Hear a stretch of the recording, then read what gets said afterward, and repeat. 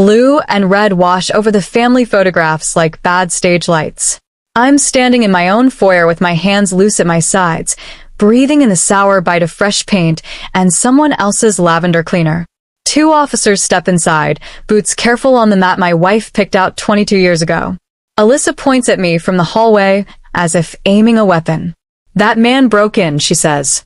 Her voice is high and steady, a practiced steadiness. "He was rummaging in the bedroom. He refuses to leave." "Sir," the older officer says to me. His name tag reads Hart. The younger one, Cruz, hangs back, eyes busy. "I'm John," I tell them. "This is my house." "Sir," Alyssa says, "this is our home. We've changed the locks. He's my husband's father, but he can't just wander in." Hart raises an eyebrow at me. "Do you have proof of ownership? Any ID?" "Paperwork. In the study," I say. "A folder in the desk." Alyssa barks a short laugh. "Our office. And it's locked." "Not to me," I say, and reach into my pocket. The key I pull out is scratched and smooth from years in a bowl by the door. It feels stupidly small in my palm. I cross to the study, past the framed lake print I didn't choose, past a shoe rack that used to be a coat stand. The study door is different. The brass shine is new, and the faceplate sits a millimeter crooked. I fit my key and try the turn. It stops hard. The quiet thunk of refusal is louder than Alyssa's breathing behind me. "See," she says. "There's triumph in it." "Let's slow down," Hart says. "Sir, if the study is locked, where else can you produce proof?" "The garage," I answer. "There's a fireproof box in my old tool cabinet. I can open it." Cruz shifts, glances to Hart. Hart nods. "We'll escort you." Alyssa folds her arms. "You can't let him search around." Hart's voice goes flat.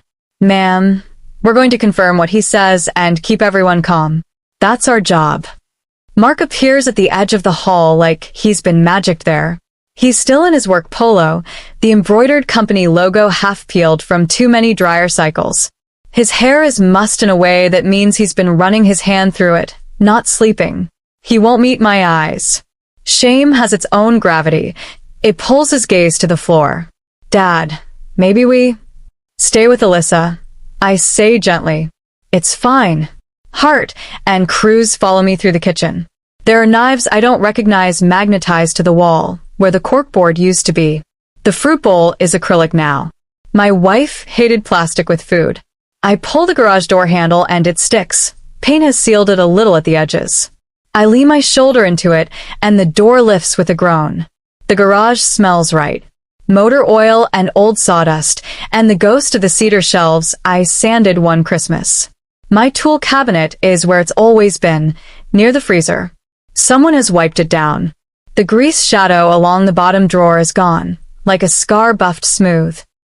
"Stay where we can see your hands," Cruz says, more out of habit than suspicion.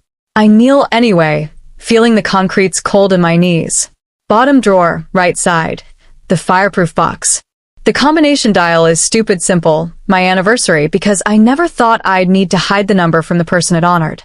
The dial clicks through the numbers and gives under my hand. The box opens with its old rubber sigh. Inside is the folder. Thick, manila, thicker now with updates I've slipped in over the years. I don't look at the envelope with my wife's handwriting. I pull out the deed, the trust, the letter from the lawyer that's written in plain language because I made him translate it into something my son could understand. I stand and hand the top document to Hart. He reads in silence. Cruz leans in and reads with him. The strip lights hum. "Mr. Wells," Hart says finally, using my name the way people do when the scale tips, "these appear to show ownership in a living trust with you as grantor and trustee." "They do," I say. "Is your ID on you?" I hand over my driver's license. Cruz checks the address against the paperwork, against the mail on the workbench. An old moving catalog I don't remember ordering. A glossy coupon book with my name spelled right but wrong font. He hands my license back. We head inside. The house seems smaller on the way in, like the walls have tucked themselves to fit the people they now belong to. Alyssa is waiting, bone straight, knuckles white around her phone. Mark has found a position against the wall where he can disappear if he believes in it hard enough. Well, Alyssa says. Hart doesn't raise his voice. He doesn't have to.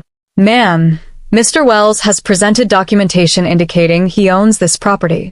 He says the next part carefully. It appears you and your husband are occupants by permission. Alyssa's flush starts in her chest and works its way up. You told me, she begins, turning to Mark with an open palm that wants to slap, wants to demand, wants to hold all at once. Mark's mouth opens and closes. LYSS, Dad said we could. I did, I say. Within certain boundaries. Sir. Cruz interrupts, making a shape with his hands that looks like a fence. We need to keep to the immediate issue. A 911 call reported a trespasser. Given the documentation, that does not appear to be accurate. Alyssa shifts her weight to her heels like planting. He came into our bedroom. It's my bedroom, I say, and hear the old man in my own voice. But I'm not here to file a report. I'm here to ask for a conversation. Hart exhales just slightly. Are you pressing charges for a false report, Mr. Wells? No, relief flickers across both officers' faces like a small breeze. But there will be a sit-down tomorrow morning at 9. All of us. Here. We're going to lay things out clearly and kindly, and we're going to decide how to go forward. Alyssa laughs again, shorter this time. You can order us. You called the police, I say. They came and found an argument where a conversation should be. We can fix that. Tomorrow at 9. I look at Mark. Mark? So? His eyes finally lift. He looks 10 and 40 at once. 9 is fine, he says hoarse. Hart nods. If there's nothing further right now, we're going to clear. Please keep the peace tonight. He looks at Alyssa. Nam, a false report can carry consequences. Be thoughtful about future calls. Her chin lifts a fraction. She doesn't answer. Cruz offers a quiet good night that tries to be neutral and fails. They're both human. They see families break all the time, and they can smell which ones might not. I walk them to the door. The blue light outside has calmed to a distant flicker. Neighbor curtains are half closed in a way that means privacy, and also we saw. Hart steps onto the porch, pauses, and says to me, low, Sir, it helps to keep everything in writing. It's already written, I say. When the door shuts and the street quiet falls, the house's new sounds rush back in. The constant whir of a diffuser, a refrigerator that beeps if the door is open longer than 8 seconds, a television on low in the back room where no one is watching. Alyssa pulls out her phone and thumbs the screen like there's a number she can dial that will undo this. Mark stays put on the wall. I'll see you both at 9, I say. I'm going to get one thing, and then I'll go for the night. What thing? Alyssa asks sharp. A folder from the study, I say, and let it be a little barb because I'm tired and I don't trust myself to be only kind. I told you it's locked, she says. I know, I say. So I won't get that. I'll get something else. I walk down the hall toward the master bedroom. Our wedding photo hangs where it always has. Someone rehung it a tiny bit crooked. My hands remember the weight of that frame and the way the glass flexes if you press too hard. The door to the bedroom is open. The bed is different. Their bed now, with throw pillows like punctuation marks everywhere. My wife used to joke she didn't want a bed you had to excavate to lie down. The corner where the cedar chest should sit is empty. My breath stops cleanly, like a door shutting inside my chest. The cedar chest was the one unmovable thing. It sat there under the window, below the sill she set her tea on, holding pieces of a life that made sense. Her mother's lace veil. 2 tiny baseball gloves from when Mark and his brother were still the same size. A card she wrote me the week we decided to keep trying after we almost didn't. I step to the corner anyway, as if it could be invisible and appear when I draw close enough. Where is it? I ask without looking back. Alyssa's answer takes a second. You can hear a person choose their version. We're reorganizing, she says. It was old. We needed the space. My mouth stays closed because too many words are piling behind my teeth and none of them would help. I cross to the closet and pull the door. The light pops on with the hum of a cheap bulb. On the top shelf, plastic tubs are lined up in tidy, cheerful rows. Each has a pale blue lid and a white label with block letters. The handwriting is neat, a teacher's script. Storage linens. Storage winter. Storage miscellaneous. And 3 in a stack, tucked back like they're shy. Storage heirlooms. I step closer. The ink has bled a little where a thumb must have run over it. I don't touch the bins. I don't trust my hands not to shake, and I won't give Alyssa the scene she's braced for. The labels across the 3 bins are the same, printed in letters I've seen on chore charts and grocery lists stuck to my refrigerator with magnets I didn't buy. Alyssa's handwriting, precise, possessive in its cleanliness. Mark edges into the doorway. He sees where I'm looking and closes his eyes like he's stepped into bright sun. "Dad," he says. Just my name for him, but packed with apology. He doesn't know how to deliver. "Tomorrow at 9, I say, and I'm surprised my voice is steady. Please leave these exactly as they are until then." Alyssa clicks her tongue, small and annoyed, like I'm making a fuss over a misfolded towel. "We didn't throw anything away," she says. "We stored it." I nod once. It's the only movement I trust. I back out of the closet, shut the door softly, as if a child is sleeping inside. In the hallway, the diffuser spits another ribbon of lavender into the air. My wife never used the stuff. She said the house already had a smell, and you didn't cover that kind of thing up. You cleaned around it and let it be. I pick up my coat from the chair that used to be mine, and isn't anymore. At the front door, I put my hand on the frame. There's a nick in the wood at finger height where a couch corner gouged it one Thanksgiving. I can fit my fingertip into it like a lock. "I'll see you in the morning," I say again, to both of them, to the house, to the past that keeps rerouting itself into the present. Alyssa doesn't answer. Mark says, "Okay," barely audible.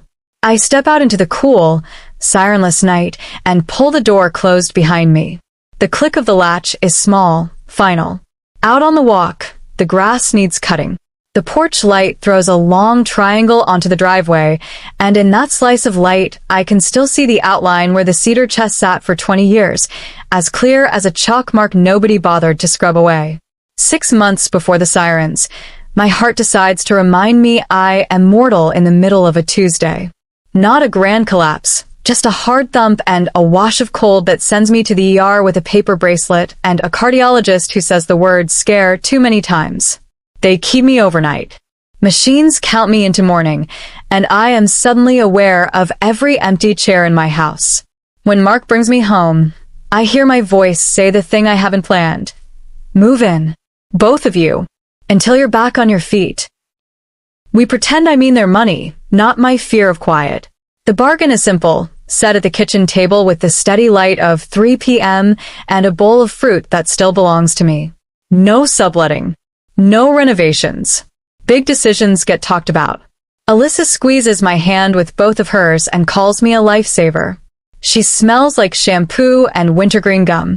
Mark looks younger for an hour, the kind of relieved that loosens shoulders. The first few weeks are soft. Alyssa fills the house with cooked food and scented candles and loud laughter. She stacks my mail neatly and puts flowers in the dining room, and I find myself grateful for the ridiculous pink peonies staring me down over breakfast. She makes the place feel lively in a way I didn't know I missed until it's back. Music while she wipes counters, the television talking to itself in the background, Mark's terrible coffee. It feels like a home with future in it. Then the tiny edits begin. Alyssa comes in one afternoon with a pile of mail rubber banded together. "We fixed the mail," she says cheerfully. "It was all jammed at the post office because your last name is still on everything, and you know how they are. I just had them forwarded to ours. It'll be easier." "Easier for what?" I ask. "So nothing gets lost," she says, already moving on. When I open my laptop that night, the Wi-Fi politely refuses me. The network name is changed from Wellhouse to ALY and Mark Home. My name on the account vanishes. Alyssa tells me the provider was a mess and she had to redo it all because they only listen when a female voice with a spreadsheet calls. She brings me a slip of paper with a new password written in tidy block letters. I'll add you as a user, she says, like a favor. The spare room that used to hold an extra bed grows lights. A ring light blooms against the wall like a mechanical flower. Tripods appear. Fabric backdrops in pastel colors ripple from a closet I had once labeled with masking tape. Alyssa stands me in the doorway and says, "Content room," as if showing me a nursery. She laughs at herself, cheeks warm, and I tell myself it's harmless. She records videos about meal planning and budget hacks, and the best way to fold a fitted sheet so you don't hate yourself. I cook on Thursdays. The first Thursday I reach for my cast iron pan and find a ceramic skillet with a gold handle. Cast iron is heavy, Alyssa says. We can pop this into the dishwasher. The second month, a neighbor texts to ask if I've moved. Saw a truck, she writes, and a couple with a golden doodle wandering the block. Are you renting? We aren't, I tell her. I add a smiley face that looks like a lie. When I have to fly out for a specialist appointment, I leave early with my small suitcase and the promise that I'll be back by the weekend. Alyssa hugs me hard at the door and tells me not to worry. Everything will be perfect. Halfway through my layover, my phone pings again. A link. Is this your place? The neighbor writes. I tap it and meet my own living room. Square inside a listing with a cheerful blue header. Cozy 3-bedroom family oasis with private drive, 15 minutes to downtown. The photos are staged within an inch of their lives. My wife's quilt, folded like a prop. The cedar chest, blurred in the corner. Someone has moved the recliner to catch the light. There's a picture of the bathroom that somehow makes it look bigger than it is, like a magic trick designed to knock into my ribs. Weekend special pricing. No pets, no smoking. 2-night minimum. Contact host for longer stays. A calendar shows little gray blocks over holiday weekends. Booked. I screenshot everything. I do it without breathing because if I breathe I will call, and if I call right now I won't be kind. The clock over the gate tells me I have 43 minutes before boarding. I call anyway. Mark answers on the third ring, voice half a whisper. Dad? You okay? Are you renting my house? I ask. I keep my voice level because a man on the other side of the gate is asleep with his mouth open, and because there's a family across from me eating pretzels like a ritual, and because I am too old to be the person who yells on a concourse. What? No. What? Where's this coming from? His voice speeds up as if words can outrun the question. I read him the title of the listing. He goes quiet. I hear him walking, a door soft close, the sound of a hand over the phone. Alyssa, muffled, says something that includes the word draft. It was a draft, he says into the receiver, breathless. It's not Liv. Alyssa was just she's experimenting, Dad. She has a course she's taking about passive income streams, and one of the modules was... I can see bookings, I say. September, October. That's just the default, he says quickly. It fills in. It's like a demo. She said it isn't. Look, I'll have her take it down. We agreed, I say, and I say it very gently to keep from saying it sharp. We agreed. No subletting. I know. I'm sorry. I'll handle it. Don't worry about it. Focus on your appointment. I take another screenshot. The host profile picture shows Alyssa's smile in good light. I take one of the refund policy. I take one of the fees because fees tell the truth people don't.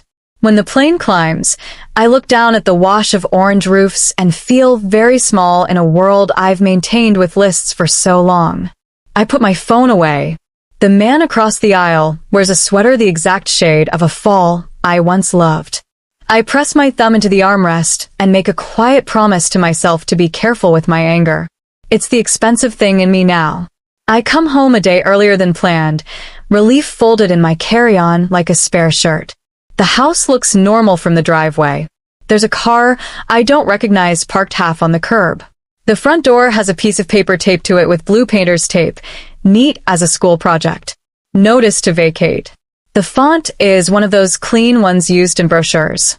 The letter names me as the occupant and gives me 30 days to vacate the premises to return possession to the landlord. The landlord is an LLC with a sunny name I've never heard of. The return address is a P.O. box in the next town over. I hold the paper like it might smudge. I read it twice, then a third time for the absurdity of seeing occupant, where my name has lived for 27 years. I don't knock. I don't call their names. I take out my phone and photograph the letter close enough to catch the pattern of the paper fibers. I take a picture of the tape. I peel the notice from the door as gently as if it were skin. Inside, the house smells like a candle labeled fresh start. Alyssa appears from the hallway and freezes. "You're early," she says, hand flattening her hair. "Where's Mark?" I ask. "At work," she says, and then, too quickly, "What's that?" "Paper." I hold it up.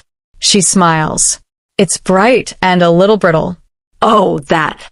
Don't be dramatic. It's part of something I'm handling. It's not real. Everything you tape to my front door is real, I say. My voice is calm. It surprises us both. We'll talk when Mark is home. I go to my office and shut the door. I pull down the binder where the trust lives, the one the lawyer insisted be labeled plainly so nobody could claim they didn't know. I slide out the tab section that says terms and find the clause I have not needed to name until now. No subletting by any occupant. No liens or encumbrances. Retained life estate, which means, in the language my wife would have appreciated, I get to live here as long as I am alive or done living here on purpose. I make a list like I always have. Screenshots, confirm date and timestamps. The listing, if it's gone, find the cached page. Host profile, download the photo before it changes. Notice to vacate. Photograph, scan, keep the tape.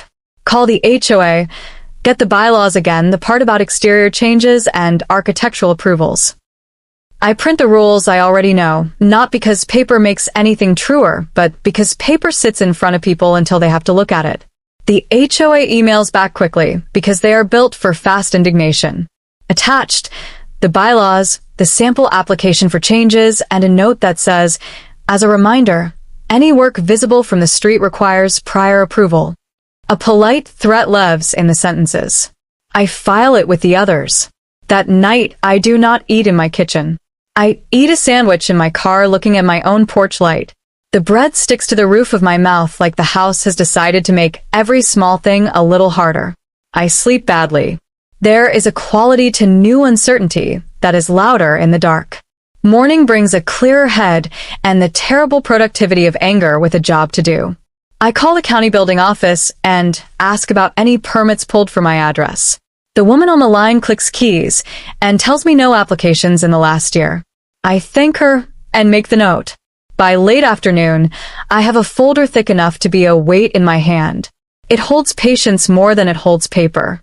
It holds the version of me I prefer, the one who keeps the stove clean and the screws sorted, and the words careful. My phone buzzes. A new email from the HOA, subject line, final warning. My stomach drops before I click. The body of the message is a paragraph polished by a committee. This is a final notice regarding unauthorized exterior work at your property. It reads, please respond within 72 hours to avoid fines as outlined in Section 5. There's a photo attached. I open the photo. The driveway stares back at me, a clean, symmetrical grid of fresh pavers where poured concrete used to be. The stones are a color I didn't choose. The edges are sharp. The work looks recent enough to smell like wet sand if I were standing in it. A yellow measuring tape is captured in the corner, as if the person who snapped the picture couldn't wait to put their ruler away before sending proof. I don't blink for a long beat. My thumb hovers over reply, over forward, over call. The rules are clear. The rules were agreed. Somewhere between my heart-thumping wrong and now, the house has been turned into an income stream, a studio, a project with deliverables. And my driveway has been remade, without my knowing. I hold the phone closer, as if the picture might tell me who set the first stone. At 8:59 the house smells like coffee and lavender again. Sun flattens across the dining table, turning the wood into a bright stripe. The bins in the closet are still stacked where I asked them to stay, their labels politely looking away. I straighten a chair and tell my hands to be ordinary. The doorbell rings at exactly 9. A woman in a navy cardigan and low heels stands on the porch with a leather folio hugged to her ribs. Mr. Wells? I'm Dana Collins, she says. Community mediation. Officer Hart sent your message through last night. Thank you for coming. She steps in, scans the room the way professionals do. Fast, soft, nothing written on her face. Ground rule number 1, she says, setting her folio down. We try to let everyone finish a sentence. Ground rule number 2, we speak from our own experience. No mind reading. She glances at me, then toward the hallway. We can add more as we go.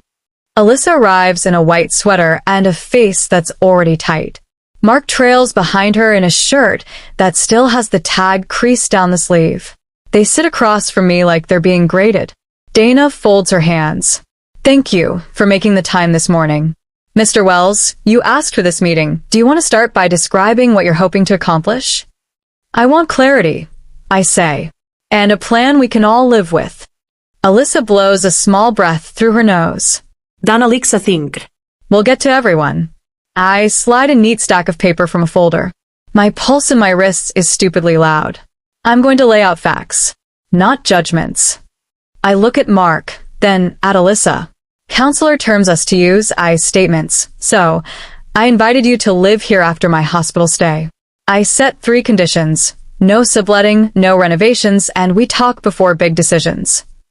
I place the first sheet on the table, a copy of the trust summary. This is the document that defines ownership and use. It lists me as grantor and trustee. There's a retained life estate. It prohibits subletting and liens. Dana nods to the paper, but keeps her eyes on me. Keep going. I put the screenshots down next. The listing images, the host profile, the calendar with gray blocks. Then the photo of the notice to vacate with a Sunny LLC name. These exist. I'm not assigning motives. I'm saying these are here. Alyssa's jaw moves, words stacking up behind her teeth. Dana lifts her hand again, palm down, a gentle reminder. You'll get your turn. And this, I say, pulling one last page, the HOA email with the driveway photo. Exterior work without approval. No one speaks for a moment. The refrigerator gives its 8-second beep and stops. Alyssa comes in hot. You said it was our home. I said you could make a home here, I answer. With boundaries. She leans forward. You handed us a key and told me to put my feet up. You loved that I made it bright. You told Mark to relax. And then you come home early and treat me like an invader. It's humiliating. Dana steps in. Alyssa, I hear that you felt welcomed and that you're feeling humiliated now. Is that right? Alyssa nods, arms folded so tightly her knuckles pale. He's weaponizing paperwork. Dana turns her chair a few degrees toward me. John, I'm using the only language that's been respected so far. I say. Written agreements. Dates. Pictures. Saying please hasn't worked. Mark clears his throat. His thumb runs the edge of his napkin to tassels. Dad, we didn't mean to break your rules. Things got out of hand.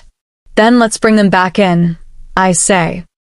I slide a single page across to each of them, a draft lease written in a font that looks plain on purpose. Option 1, you stay under a 6-month lease. Token rent, enough that the numbers are real. The short-term rental listings come down and stay down. The pavers get addressed with the HOA, either a retroactive approval if they'll grant it, or removal and restoration. We schedule a monthly check-in. No more surprises. Alyssa's laugh is a short blade. A lease. In my own house. It isn't your house, I say. That's the part we have to stop pretending about. And option 2? Dana asks, gently keeping the road clear. 30-day notice to move, I say. I'll cover your first month's rent elsewhere and the deposit. No eviction. No police. No scorched earth. You leave with your things and your dignity. Silence sits like a third person at the end of the table. Mark's mouth works around words he can't assemble. Alyssa's eyes glitter but don't spill. Dana taps her pen once on the folio, a tiny metronome. These are concrete options. How are you each feeling about them? Humiliated, Alyssa says again. Like he invited us in so he could yank the rug and feel big. That's not what this is, I say. I don't want to feel big. I want to feel safe. My voice surprises me with its quiet. I want to walk into my bedroom and know the things that hold my wife's life aren't in a plastic bin. Dana nods toward Alyssa. What would help you feel less humiliated? Control, Alyssa says without thinking. Then she winces, as if she's hurt herself. There's a knock at the door. Sharp, official. Everyone startles like a single animal. I stand. Alyssa says, "Don't," as if I'm about to set off a trap. I open the door to a man in a city windbreaker holding a clipboard. His eyes move past me to the living room behind like he's done this 8 times this morning already. Morning, he says. Code enforcement. We received a complaint of unpermitted exterior work at this address. In the kitchen, Alyssa makes a sound that is not a word. I step back, let him in. He stays by the entry, respectful of the lines on the floor. You the owner? Yes. Then I need to advise you there are potential fines for unpermitted alterations and, if applicable, for operating a short-term rental without a permit. He looks up. Are you operating a short-term rental? Alyssa speaks first. No, she says too fast. His pen doesn't pause. Okay. Either way, we'll need to inspect the pavers and any other exterior changes. I'll leave the notice and the process for bringing it into compliance. You've got 10 business days to respond. He slides a form from his clipboard and hands it to me. The words are gray and crisp. The penalties are not ruinous, but they are real. Money in a drain. Time in a drain. Pride in a drain. Thank you, I say. Alyssa doesn't look at him. She looks at me. You did this, she says like a curse. You called the city because you wanted to scare me. I didn't call, I say. The HOA emailed me. They have their own pipeline. This is just consequences arriving in their little vests. Dana steps between the sparks with her calm hands. Let's take a breath, she says. This is a lot happening at once. Alyssa, it's natural to feel attacked when officials show up. John, it's natural to feel vindicated when rules you care about are validated. Can we bring it back to the options on the table? Alyssa's eyes are wet now, anger making a shine of it. He's not bringing options. He's bringing paperwork to beat me with. I fold my hands and make myself small. I'm bringing a way to stop us from bleeding out. Mark finally pushes his chair back a half-inch. The sound is tiny. I can't keep doing this, he says to no one or to the table. I am so tired. Dana turns to him. Mark, what are you worried will happen? That will burn everything down to keep from saying the hard thing, he answers. He looks at me, then at Alyssa. We're in debt. Deep. Not just bills, loans, credit cards. I messed up at work last spring and lost hours. The rental idea wasn't, he swallows. It wasn't about greed. We were drowning, and it looked like a branch. Alyssa flinches, as if he's taken a side. So now it's my fault, she says, voice thin. It's our mess, he says. But I let you lead, because I didn't want to be the bad guy again. That's on me. He turns to me. Dad, I should have said no to the listing. I should have told you about the driveway. I should have told you a lot of things. The room feels less oxygenated. My mouth tastes like pennies. We can solve money, I say. The words land steady in the center of the table. We can't live without trust. No one speaks after that for a few beats. Dana writes something in her folio slowly, like she's giving us time to hear what we've just said. The code officer murmurs an apology from the doorway and leaves his card on the console. The door clicks shut again. Dana clears her throat. Given what surfaced, option 1 with clear boundaries might be the safest path if everyone can commit to it. The lease provides structure. The repairs and removals are painful but finite. We can set up mediation check-ins to keep communication honest. She looks at Alyssa. Do you need a moment before you respond? Alyssa stares at the lease like it's a creature that might bite. A lease, she says again lower. Pay you rent to live in the place where I fold the towels and plan meals and film for my channel. You be paying for the certainty of staying while we fix what's broken, I say. There's a difference. Mark reaches for the paper. He doesn't sign. He just holds it, weight testing. Can we have until tonight to decide? Yes, I say. Dana nods. I can come back tomorrow morning for a check-in if that helps. It does, I say, and I mean it. The meeting winds down awkwardly, as these things do. Chairs are pushed back with little squeaks. Dana hands us each a one-page summary of what we discussed, typed in that non-judgmental font mediators must be issued. She thanks us for being brave enough to say hard things. When she leaves, the house exhales like a tent when someone unzips the flap. Alyssa disappears into the hallway without a word. Water runs in the bathroom. A cupboard door closes too hard. Mark lingers, his phone in his hand like he's afraid of it. I'm going to make some calls, I tell him. Debt counselors I trust. A contractor who knows the HOA. Whatever path you choose. We do it with eyes open. He nods. His mouth opens and shuts again. He looks at the lease, looks at me, looks at the floor, as if the right words might be printed there. I'm sorry, he says finally, and the apology sounds like it cost him. I touch his shoulder once, not a hug. Oppressed to say I heard him.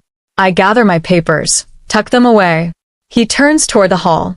My phone buzzes in my pocket. I pull it out without thinking. A text. From Mark. Sent to me, and not to the room. The message preview is blank except for an image thumbnail and the tiniest line of words. Didn't know. Sorry. I tap the image open. It's a photo of a loan application, pulled up on a laptop screen. The name in the borrower line is Mark's. The co-signer is an LLC with a sunny name from the notice to vacate. The electronic signature block is filled in with a date from 2 weeks ago. In the corner, a cursor hovers over submit. I look up. Mark has his back to me, head lowered, shoulders squared like he's bracing for weather. The house hums. The lease sits untouched on the table, neat, harmless, waiting. The county building smells like copier heat and old carpet. A clerk with a cardigan the color of dishwater points me to a public terminal and a stack of laminated instructions. Business filings are here, she says, tapping the screen with a pink nail. Name, ID, manager, registered agent, address. If you need certified copies, the window takes cards. I type the sunny name from the notice to vacate. It blooms on the screen in black type, real as a bruise. Formed 2 months ago. Purpose, property management. Manager, Alyssa Reed. Registered agent, the same. Mailing address, my street, my number. The suite number is a joke, kitchen. I print everything, the machine coughing pages like a guilty dog. The clerk slides me a paperclip without being asked. You okay? She asks, not nosy, just human. I nod and put my thumb hard along the edge of the stack to keep it neat. On my way home, I stop at a copy shop and make 3 sets. I buy a folder with a pocket for each person because order is the only weapon I trust today. Back at the house, I sit at the dining table and open the trust binder. The clause lives where it always has, in the dense part lawyers call boilerplate, the place people stop reading when they want to believe in luck. It is 2 sentences long and colder than anything else in the book. In the event of fraud, unlawful subletting, or material breach, the trustee may immediately terminate use and transfer occupancy to another beneficiary. I place a yellow tab on it, so no one will have to hunt for the point. At 6:30, I text them both. Final meeting at 7. No surprise guests. Please. They arrive together, not touching. Alyssa has a bag under her arm like she's come from a long day. Mark has his jaw set the way he does when he wants to look older. I've set 3 glasses of water, and nothing else. I'm too tired for props. Thank you for coming, I say. Sit, please. Alyssa stays standing for a beat too long, testing whether this will be theater. Then she drops into a chair and folds her arms. Mark watches me like I might dissolve if he blinks. I went to the county office today, I say. I slide the stack to the center of the table and then split it into their folders like dealing cards. I looked up the LLC on the notice. Alyssa, you're listed as manager and agent. The address is here. Alyssa's eyes flash. She lifts a shoulder. It's not illegal to form an LLC. No, I say. It's not. but it matters what you do with it. Mark lowers his gaze to the papers. He reads and exhales, quiet. He knew some of this. Now he sees it typeset. The lie's costume is gone. I need you both to hear this next part clearly, I say. I turn the binder so the open page faces them and set my finger on the yellow tab. This clause gives me the right to end your use of this house immediately if there's fraud, or subletting, or a material breach. It allows me to transfer occupancy to another beneficiary without 30 days, without negotiation. I have not used it. I am telling you I have it. Alyssa smiles with only her teeth. So, this is the part where you scare us. This is the part where I show you the floor we're standing on. I say, it's solid. It's mine. I'm offering you a way to stay on it without jumping every time the doorbell rings. Mark rubs his thumb against the edge of the folder. What are you offering? A plan, I answer. I slide a single sheet to each of them again, clean font, no tricks. Debt counselor tomorrow at 10. Her name is Stella. She's blunt and kind, and she will not sell you anything. We'll sit with her together if you want. Alyssa's mouth tightens. She reads, anyway. Second, I continue. Every illegal or questionable listing comes down and stays down. I don't want to find our living room cleverly captioned anywhere. It's already down, she says. Good, I say. Third, a written apology to the HOA for unapproved work. No defensiveness, no explanations. Just acknowledgement and a plan to fix it. I've drafted it. You can edit for tone, not content. An apology letter, she says, like tasting something sour. Fourth, repairs. We apply for retroactive approval for the pavers.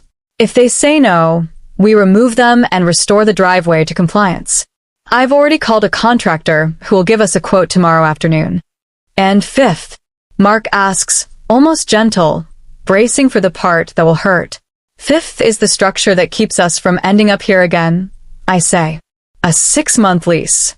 Token rent, not to make money off you, but to make the arrangement real. Monthly inspections, 15 minutes, with a checklist. We put everything in writing. No subletting, no alterations, communication before big decisions. You sign. Or, option 2, you don't. You take a clean 30-day notice. I pay your first month somewhere else, and the deposit. No caps. No court. No fights online. Alyssa leans back. Online, she repeats, as if she's been waiting for the store. Because about that, she pulls her phone from her bag and taps. I recorded the thing with the police. The entire thread. You might want to think about how the internet will feel watching a white-haired man claim a house while his son's wife is telling him to leave. It's a look. And the part where you wave paperwork around, that's a look too. I feel something inside me try to heat up. I let it rise and cool. Post it, I say. She blinks. Excuse me? Post it, I repeat. With the deed. With the trust. With the actual story. Because if we're doing theater, let's make it honest. You can be humiliated in private or in public. I won't be afraid of a lens. My wife taught high school for 30 years. She used to say, if you can't explain why you did a thing to a room full of teenagers, you probably shouldn't have done it. Post it with the deed. The bluff dies without fanfare. Alyssa's thumb stills. She sets the phone down face down, the universal gesture for not this minute. Mark speaks softly, as if we are very close to a cliff, and he doesn't want to start an avalanche. Dad, I'm okay with a counselor. I'm okay with apologizing. I'm okay with paying something. I don't want to leave like this. He looks at Alyssa. We wanted safety. We built a trap. Alyssa's face changes. Not the tilt of lips people play with in mirrors. Deeper. The muscles around her eyes stop clamping. The set of her jaw shifts. When she speaks, it's without audience. When I was 8, she says, my mother kept our things packed in a suitcase under the bed because we moved 3 times in 1 year. Every time the knock came, we were ready. I learned you keep a bag ready, and you never stop hustling. You put your name on accounts. You make sure the house can pay you back or you'll never be safe. So when your son said, we can stay at Dad's, I heard the knock. I thought, okay, This time we'll be ready before it comes. I let out a breath. I didn't know I'd been holding.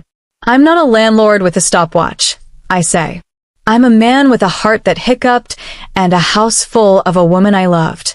I'm not perfect, Alyssa, but I didn't invite you in to trap you. She swallows. Her eyes are bright, not with anger now, but with the shame of seeing yourself from the outside. I didn't mean to steal, she says, the words small. I meant to weld the door shut. You locked it, I say, and I say it without poison. You changed the name on the Wi-Fi. You turned the spare room into a studio. You taped a notice to vacate to my home. You did those things. And we're here anyway, with options that don't end in police or court. Mark's voice scrapes. I'll take option 1, he says. He looks at the trust clause and then at me. I'll sign the lease. I'll go to Stella. We'll fix the driveway. I'll do the apology letter if you can read it before I send it, because I don't know how to say sorry without sounding like I'm bargaining. We can write it together, I say. Alyssa stares at the page with a yellow tab. Her shoulders slump an inch. She picks up the lease, sets it down, picks it up again. A lease, she says, very quiet. With your name on it. My name is already on every wall, I say. The lease is just the part where we all agree to see it. She stands. The bag under her arm becomes a shield. She looks at Mark, then at me, then at the framed wedding photo, hanging a fraction crooked. When she speaks, it's to the room. I can't sign anything with your name on it, she says, and the words feel like something she learned to say long before she met us. She reaches for the phone and tucks it into the bag. I can't. Alyssa, Mark says, not angry, just breaking a little. She shakes her head once. I need air. She walks down the hall. The zipper of the bag whispers. The front door opens. She doesn't slam it. The quiet is worse. The house holds the shape she leaves behind like a hand you've just pulled from water. We stand there in the space where choice was about to be made and wasn't. The trust sits open, the quiet claws bright under my finger like a warning light. On the table, a pen waits beside the lease. Patient, useless. Alyssa is gone by morning. No note, just the imprint of her bag in the carpet by the door, and a sweater on the back of a chair that still holds the shape of her shoulder. The house feels like it's waiting for the next instruction, the way a dog watches your hands to figure out what comes next. At 10, Mark and I sit in a small office across from Stella, who wears reading glasses on a chain and has the kind of voice that could talk you through a fire. She asks for numbers, not stories. Mark opens his banking app with hands that can't find stillness and reads balances, minimums, interest rates. Stella writes them down, draws a ladder on a yellow pad, lowest to highest, and shows him where to put each payment like she's mapping a hike. She doesn't flinch at the totals. She never says, "How did this happen?" She says, "Here's where we start." When we leave, Mark looks both heavier and less alone. In the parking lot, he signs the 6-month lease on the hood of my car. His signature is careful, like he's trying to earn each letter. I countersign with a pen that refuses to work, shake it, and try again until the ink agrees to show up. We stand there for a second with the paper between us while traffic hums on the road and a grocery cart bumps a curb and keeps going. The contractor comes that afternoon, kneels at the driveway with a trowel, and tells us what we already know. The stones are pretty but wrong. He'll file for retroactive approval. He predicts a denial. He says it like a weather report.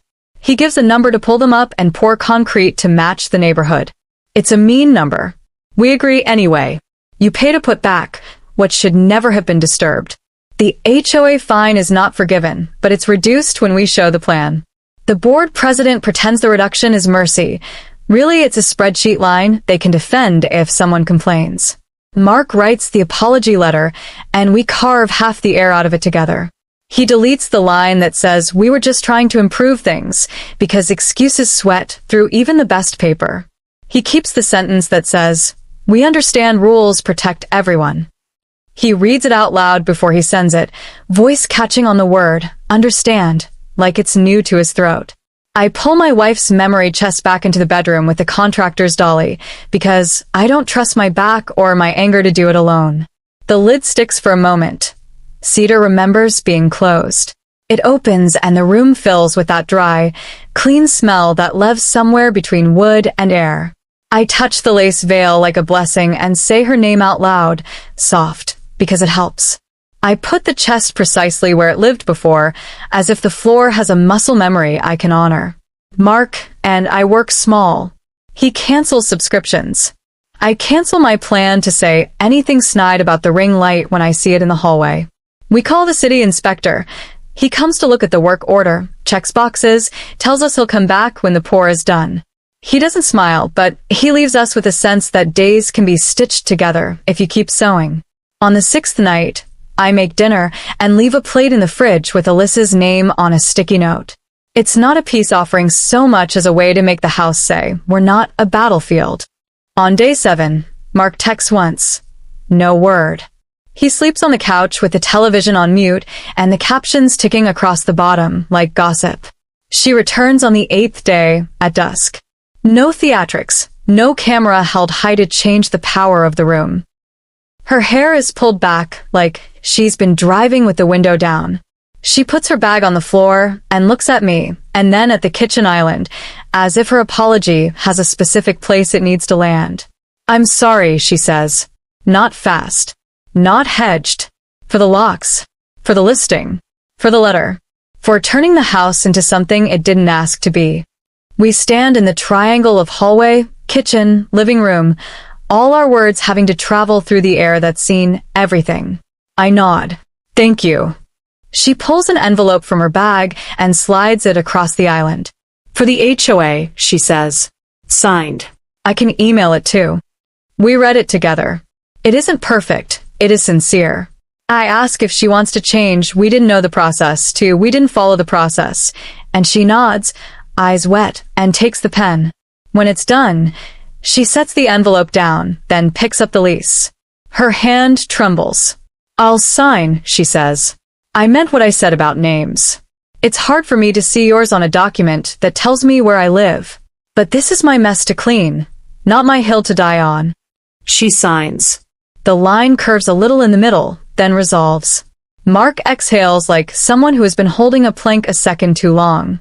I initial the margins where the lawyer told me to. Alyssa's shoulders drop a fraction. We are not healed. We are held in place by ink and intention and the tiny ritual of passing a pen. The months that follow are not cinematic. We schedule Stella every other Tuesday at 4. Some weeks Mark arrives with receipts and a look that says he did the hard thing. Other weeks he arrives with a look that says he didn't. Stella is kind on both kinds of days. Alyssa sets a calendar reminder for the monthly inspection and teases me about the clipboard until it becomes a joke we can all hold without splinters. The driveway is poured smooth on a hot morning. The wet concrete looks vulnerable and beautiful, like a promise you can ruin with your shoe if you aren't careful. The neighbors get their quiet back. I bring cookies to the board meeting because it is easier to feed people than to argue with them, and one of the board members asks after my heart in the polite way that means, "Are you going to be okay?" Mark and I repaint the study, white over a blue that hasn't belonged to me for months. It is a practical job that turns into a conversation about the way shame makes you loud when you should be quiet. He says he thinks about the night the police came and wants to crawl out of his skin. I tell him that my worst memory with him is still not as bad as my best day without him, and we just keep the roller moving until the edges meet. We keep money in envelopes like it's a game. Alyssa cuts her filming schedule in half and starts a part-time job at a bakery where she comes home dusted with flour and soft around the edges in a way I haven't seen since they moved in. She bakes bread on Sundays and brings the first slice to me, still warm, without words. I make the kind of gratitude noises a person makes when a thing tastes like comfort. By the 6th month, the lease terms have been honored, so precisely it feels like we've been following a recipe. The inspector signs off on the driveway. The HOA closes the file. Stella high-fives Mark and makes him promise to keep one credit card and a bag of rice in the freezer, so he has to think hard before using it. We've argued, we've apologized, we've mended enough neighbor fences that the woman across the street waves from her tulips again. I open the trust binder one last time. The clause sits there, patient. I take it to the lawyer and say, how do I turn this into help instead of threat? He smiles the way people do when someone chooses the harder thing and drafts a transfer not of occupancy, but of a grant, money earmarked long ago for family housing needs that we never had to use. He writes it clean. Funds for a down payment on a modest condo, dispersed upon proof of financial literacy course completion, title in Mark's name alone for now. The paper doesn't glow, but it feels like light when I hold it. When I tell them, Alyssa covers her face and then uncovers it quickly, not wanting to miss the moment.